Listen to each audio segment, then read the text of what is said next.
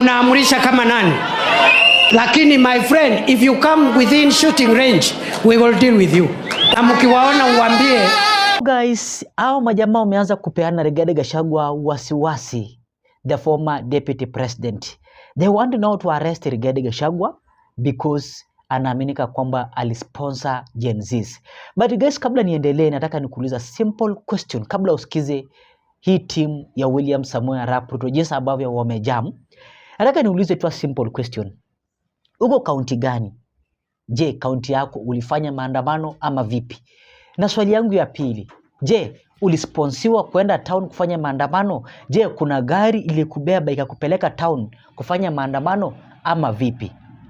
Nataka uniambie tu kwenye comment section, because now hii serikali ya William Ruto baada ya kuona ya kwamba kuna uwezekano ya kutolewa mamlakani, then wameanza kutumia excuses kwamba ni one person, one man ambaye anatoka upande wa Kikuyu ndio aliweza kufinance hii maandamano. Unaona watu wangu, hawa jamaa wamekuwa confused because 25th of June mimi niliona Kenyan stand out.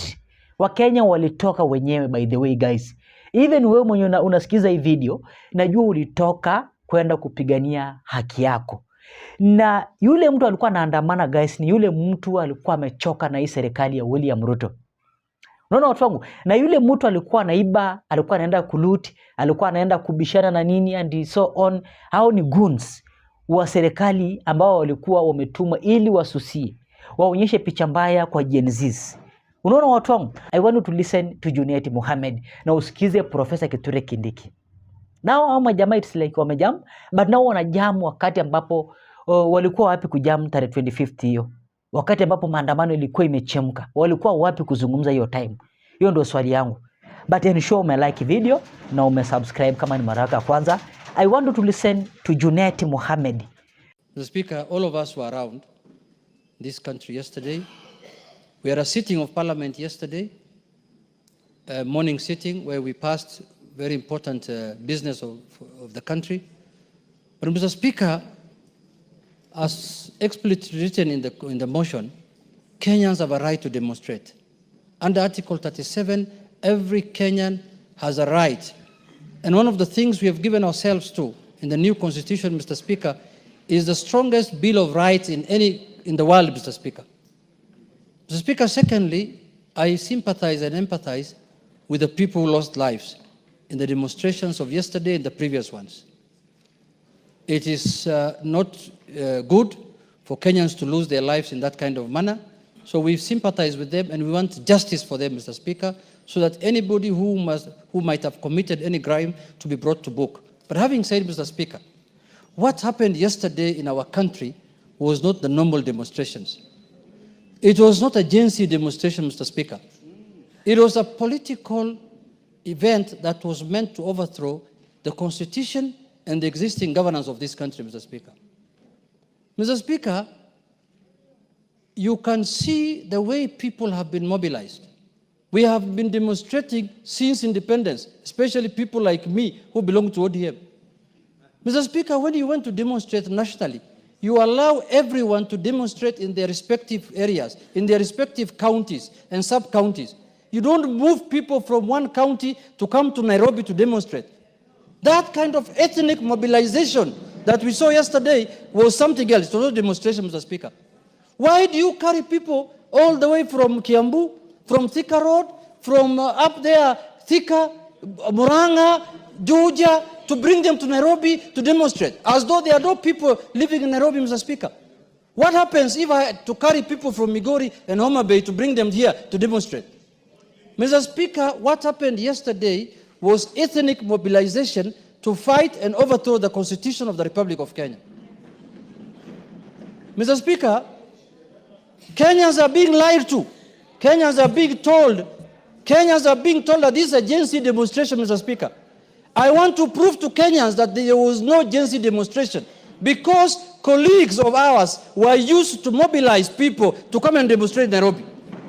We know Honorable Kakuya, Honorable Major Dong, Honorable Manzo in Mwote, all were mobilized to bring goons and people to Nairobi, Mr. Speaker, to make sure that there is problem with this country, Mr. Speaker. Mr. Speaker, let me have my say, you will have yours. Mr. Speaker, this is what happened. The newspapers and the media of this country will not tell you, Mr. Speaker. Mr. Speaker, Mr. Speaker, people have not been used.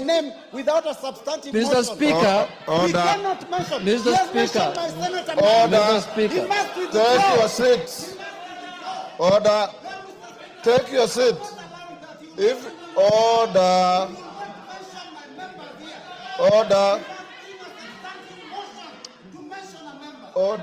Robert Mbui. Order, Robert Mbui. Take your seat. That is not how to make your point. Take your seat. Take your seat.